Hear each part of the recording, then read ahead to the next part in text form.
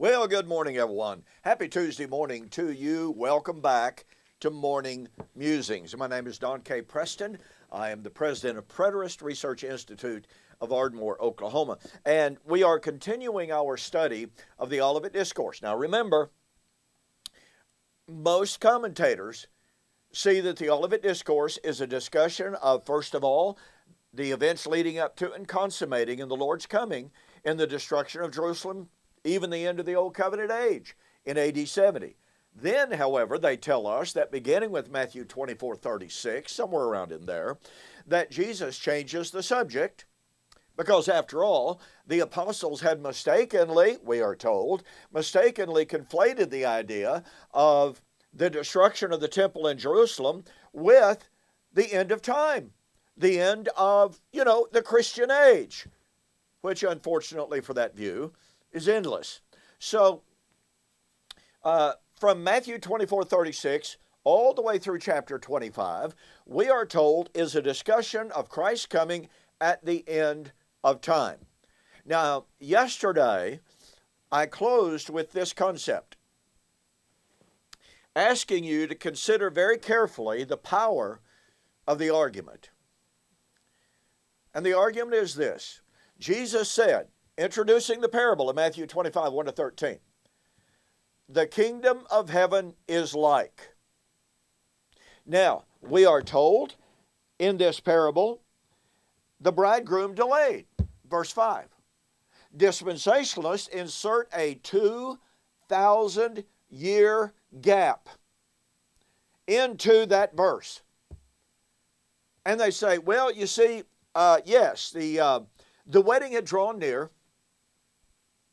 The kingdom had drawn near, Matthew 3:2, Matthew 4:17, Mark chapter 1, verse 15. Yes, it had drawn near. But remember, the Jews rejected the offer. Therefore, the kingdom was postponed. So there you have it, right there. You have the coming of the bridegroom is delayed. Now, postmillennialists also like to employ that argument. Start to use some different terminology, but decided not to. Sorry. Anyway, Kenneth Gentry, for instance, in Matthew 25:14 and following, when it says a certain rich man decided to go into a far country, he divided his goods between his servants and said, occupy until I come. And he went away, and the servant said, the master delays his coming. And Kenneth Gentry says, see, that's a 2,000-year delay. So Kenneth Gentry and other postmillennialists who accept that argument, some amillennialists, by the way, they are doing exactly and precisely what the dispensationalists are doing. Now, they're going to cry foul at that. And they say, no. The kingdom was established in the first century. So Jesus did not fail. Well, Matthew 25 is the coming of the kingdom. And it's been delayed 2,000 years, according to the postmillennialist. The distinction here is the dispensationalists say Jesus offered, it was rejected, the kingdom therefore was postponed. The postmillennialists and amillennialists tell us, the kingdom was offered and it was accepted by the righteous remnant. So what we're waiting on now is the consummation of the kingdom, the destruction of heaven and earth, or the renovation of earth, depending upon who you read, and the establishment of a literal physical kingdom on earth at the end of time. See, there's the distinction between the two. I don't care, folks. However you slice it or dice it, it's still a 2,000-year gap.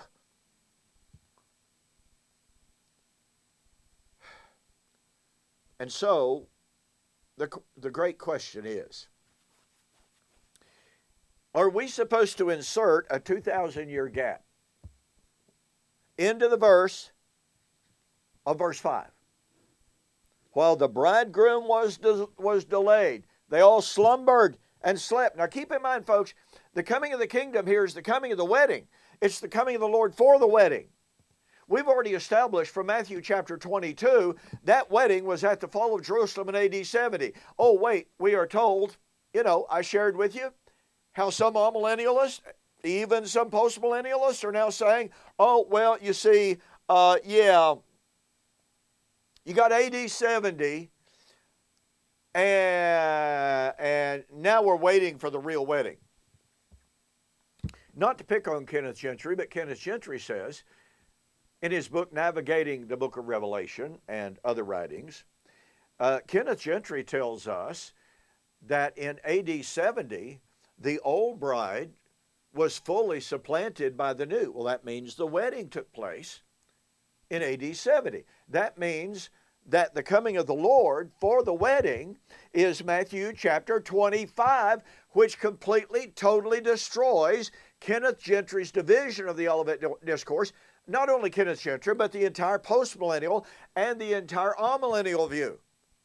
I'm sorry, folks, you can't claim, you can't admit, you can't teach that the wedding took place in AD 70, as many postmillennialists do, and then extrapolate out to the end of the Christian age, at the coming of the Lord. Well, what's the Lord supposed to come for at this coming in the future? Because Matthew 25, remember, is the coming of the Lord for the wedding. So if you put the wedding in AD 70, as Kenneth Gentry does, then you've got to put Matthew 25 at AD 70, and that means that Mr. Kenneth Gentry's book on a divided discourse, which he says he's working on, is falsified before it ever hits the press. Do you catch the power of that? Now, let me go back to something I said yesterday, because this is extremely critical. All right? Okay, so verse 5, the bridegroom delayed his coming. Question, how long was that delay supposed to be? Well, you know, Gary DeMar makes the point on Matthew chapter 25, 14 and following, that the so-called delay was in the lifetime of the servants to whom he gave the gifts. And that was the first century. Well, amen and amen. Okay, well, if you take that position, then that means the 5 wise and the 5 foolish who are waiting for the coming of the Lord is also that generation. How are you going to say that the servants in Matthew 25, 14 and following was the first century servants waiting for the coming of the Lord in their generation, and then turn around and the previous parable has 5 wise, 5 foolish virgins waiting for the coming of the bridegroom for the wedding?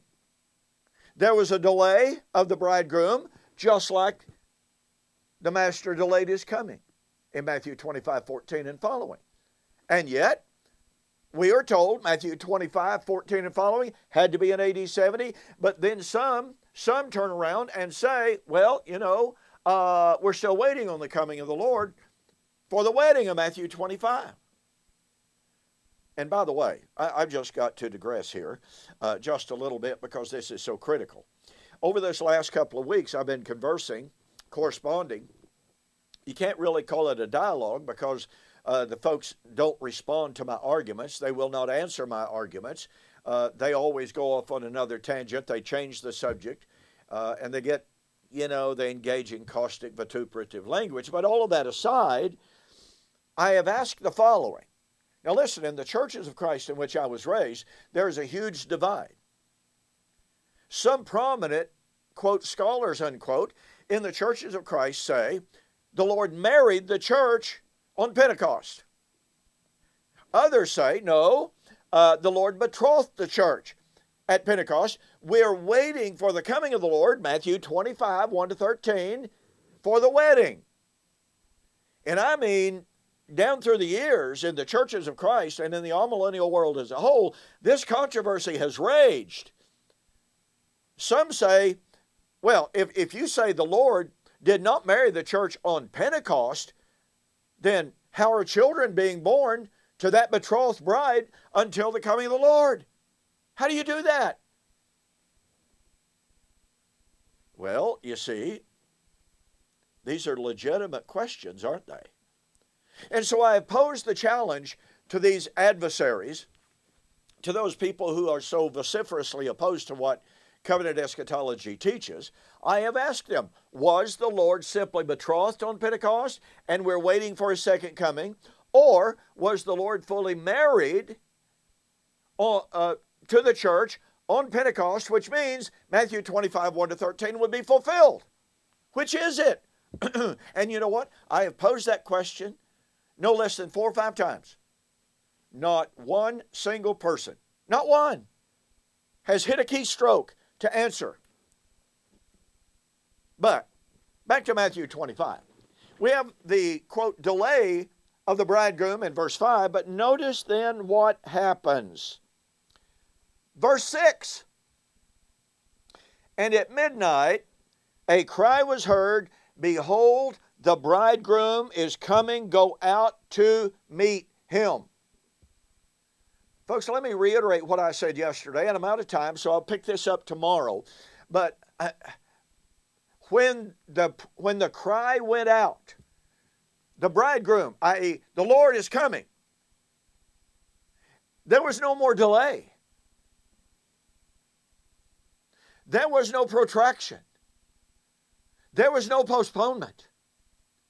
The bridegroom was near. This is why Peter could write, give you a couple more passages here, in addition to what I gave you yesterday. Peter said that Christ was ready, from the Greek word hetoimos, means not only morally prepared, but temporally ready. Christ was ready, that's 2,000 years ago, folks, ready to judge the living and the dead. The end of all things has drawn near. Verse 7. The time, literally the appointed time for the judgment, not a judgment, but the judgment has come. Well, the judgment is the time of the wedding. It's the coming of the Lord for the wedding. And here's Peter writing in the relatively early 60s saying, folks, it's time. Now, what I'm going to share with you tomorrow, here's your homework, okay? I want you to focus on Matthew 25:6, and then I want you to go over to Romans chapter 13, 11 and following, and read Paul's language there. Okay, Matthew 25, at midnight, late in the night, the cry went out, the bridegroom comes. Romans 13, you know what time it is. Paul told the Romans, the night is far spent. Read and compare those verses, and we'll talk about it tomorrow. Don't forget, March 2021, U.S. orders only, 3-book special. Go to my website, donkpreston.com, BibleProphecy.com, and take advantage of this very special book offer that will save you over $25. All right, thanks again for joining me. I'll see you on the flip side.